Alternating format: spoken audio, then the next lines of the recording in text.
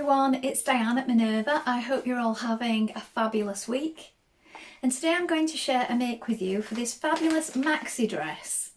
So it's Vogue 9311 and we're going to be making the full length version here on the cover. And what we're going to be using is this beautiful Minerva exclusive viscose challis in Mystic Grove. Now I really love the colours on this particular fabric. Just look at that. And these wonderful trees and clouds. It's a really pretty design. And should you wish to sew along with me today, everything will be tagged below. Now wash and prepare that fabric before we get started to ensure that any shrinkage occurs now and not later on. And when you've done that, we're going to take our pattern, locate your sizing on the back, and when you've measured either yourself or whoever you're making this for, we're going to go and cut our pattern pieces. So let's go and do that together now. So here are our pattern pieces for dresses A and B. This is your lower front. You're going to cut two pieces, make a note of your markings, your circles, and you can lengthen or shorten at this point here. Here we have the lower back. Again, you're going to cut two pieces, make a note of your markings. This is the waistline here. Again, lengthen or shorten at these points. Here we have our sleeve piece for version B. You're going to cut two pieces. This is a straight grain. Make a note of all your markings. And here we have the sleeve band for version B. You're going to cut two of fabric and two of interfacing. Note your fold line and your markings. Here we have your upper back for A and B. You're going to cut one piece on the fold of fabric. Make a note of your markings, your circles and your dart points here. Here we have the upper front for A and B. This time you're going to cut two pieces. Make a note of your darts and your markings. Here is your tie end for A and B. You're going to cut two pieces. Here is the fold line. Note your markings. Here are the pocket pieces. You're going to cut two in lining and two in fabric. Make a note of your notches. So now we're ready to begin making our dress. So first of all, you want to wind half of your thread onto your machine spool and check that your needle is sharp. I'm using a Sharps size 70 today. I will include some of these in the products below. When you've done that, we're going to take our upper bodice piece for our front and we're going to create the darts in the bottom of it right here. So let's do that now. So I've added two pins so that you can see clearly. So you have your markings at the bottom and we're going towards this point here, and then you also have markings here and we're going towards this point. So you're working towards a gradual V. You don't want to come off too suddenly, otherwise you will create a hole.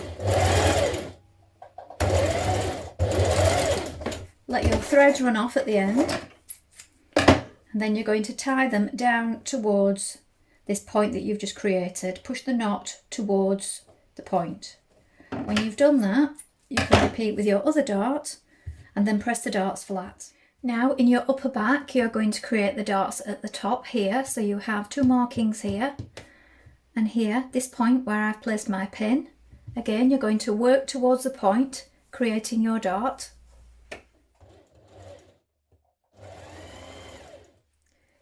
Now pin your dress at the shoulders and the side seams, matching your notches, and we're going to stitch this in place with a 1.5 centimetre seam allowance.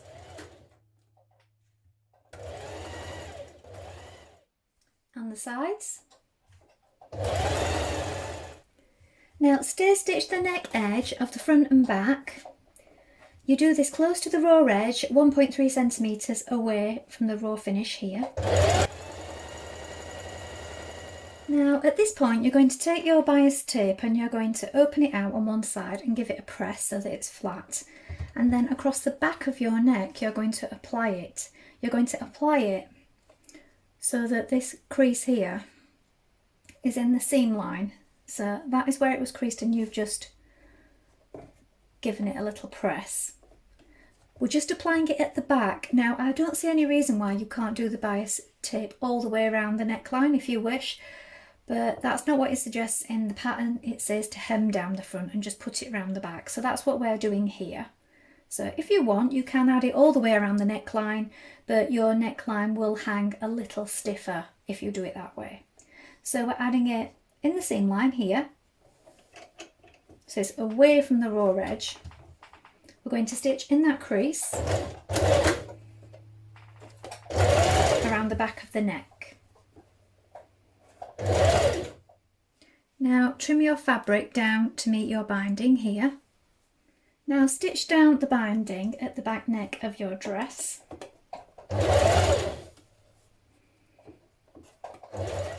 Next, press under the hem at the front of your dress bodice. So down each side of the front, you can turn it under 6mm and then press it under again. So it's a 1.5cm hem down the front. Now, as I said, you could continue with the bias tape if you wish to do it this way, but in the pattern it is just hem down the front. So I'm hemming mine. Now, place your two front pieces together of your skirt, right sides facing like this. And then you're going to stitch down the centre front to your circle here. Now this is where your front opening is, so you're going to back tack at this point. I'm going to stitch this with a 1.5cm seam allowance. Now you're going to place your two back skirt pieces together, right sides facing, and we're going to stitch the centre back seam.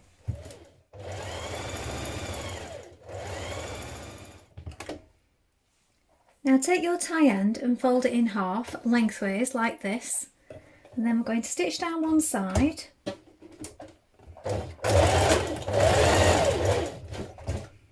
and along the length of it like this. When we've done this, we're going to turn it through and give it a press. Now you're going to pin your tie ends to either side of your skirt. So at the top here, we have two markings. So I've marked mine with chalk here and here. Place on your tie ends with a pin, and we're now going to baste that in position. Now you're going to add a fabric pocket section to each side of your back skirt panel like this, with right sides facing, matching the notches and the markings here and here.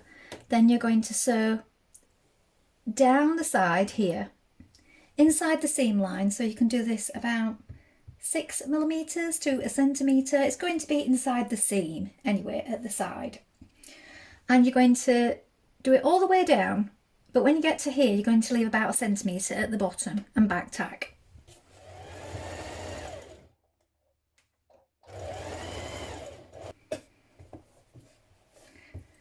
Now when you've done this, you can understitch your pocket to the outside. So press your seam towards the pocket outwards. I'm going to stitch down this seam a couple of millimetres from the edge.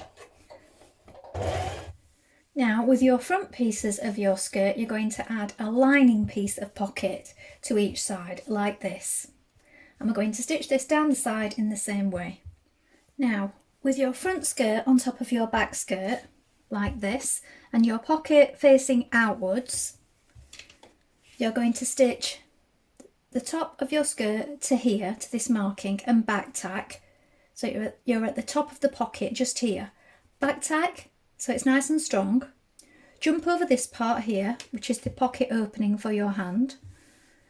Then here, at this point, you're going to back tack again, and you're going to stitch all the way down to the bottom of the skirt. When you've done that, you can go around your pocket bag, and you can edge finish it, so you can either overlock or you can use a zigzag finish.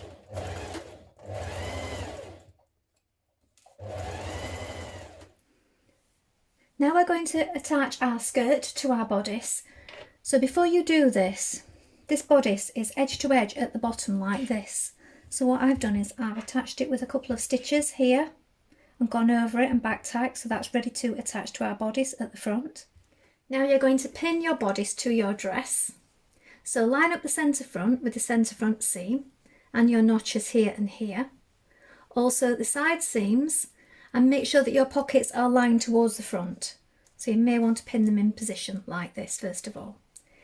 Then fold your back piece in half, your back bodice piece, and make a notch so that you can line that up with the centre back seam of the skirt. When you've done this, we're going to stitch it in place. Then you can go over it again 6mm away from that, just to give it some extra strength. Now we're going to take our sleeve pieces and we're going to ease stitch around the top curve of the sleeve between the notches. Then when you've done that, you're going to stitch 2 lines of gathering stitches along the bottom edge of your sleeve. Next, bring your underarm sides of your sleeve together and we're going to stitch this underarm seam. So make sure that you match your notches here. Now you're going to apply interfacing to your sleeve band pieces, fold it in half and press it, and then press under the seam allowance on the unnotched edge. When you've done this, you can open it out again, and then we're going to join the 2 ends here where it's notched.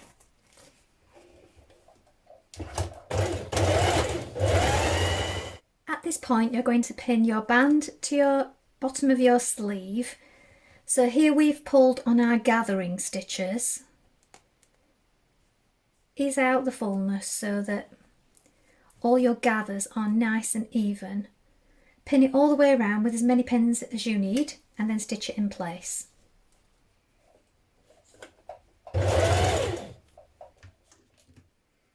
Now turn the band to the inside so that your raw edges are enclosed like this, and you can baste it or slip stitch it on the inside all the way around and then edge stitch it on the outside if you wish. I think I'll leave mine as it is because I think it looks nice without any additional top stitching on there. I'm just going to do it from the inside, so that's up to you if you do it like this or if you do the additional top stitching. Now we're going to insert our sleeves. So you want to take your dress bodice like this, the wrong way around, and your sleeve the right way around. Now we're going to place the sleeve inside the armhole, and you'll know if you have the right one because at the bottom here we have notches at the back here and notches on your sleeve. So you should have 2 notches and 2 notches. If you don't have 2 notches lining up there with your seam lining up under the arm, if you've only got 1 and 2 on the other side, then you've got the wrong sleeve. So you need to pick the other one up. So pin that in position, line it up under the arm here. So this is the side seam and the underarm seam. Make sure that they line up, pop a pin in there.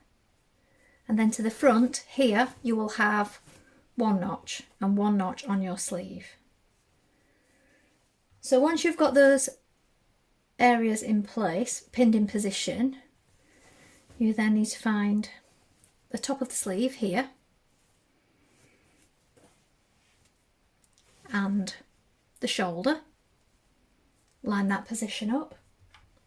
And then you can pull on your ease stitching. So just pull on these ease stitches a little bit just to ease it in the rest of the way. So you don't need to do that very much. And finish pinning it. And we want to make sure that these ease stitches disappear. So you manipulate them with your fingers as you go so that we don't get any definite bumps.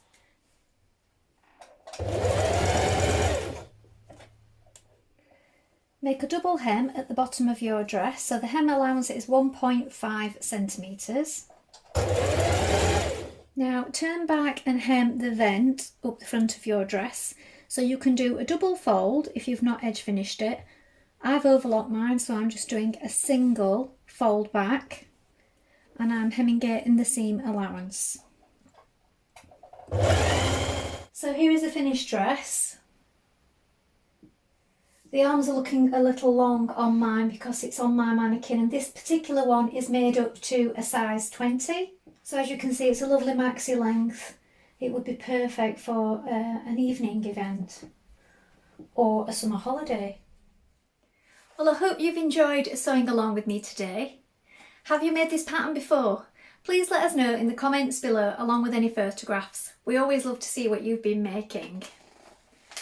I think this is a beautiful dress, and I really love this version here as well with the frill around the bottom.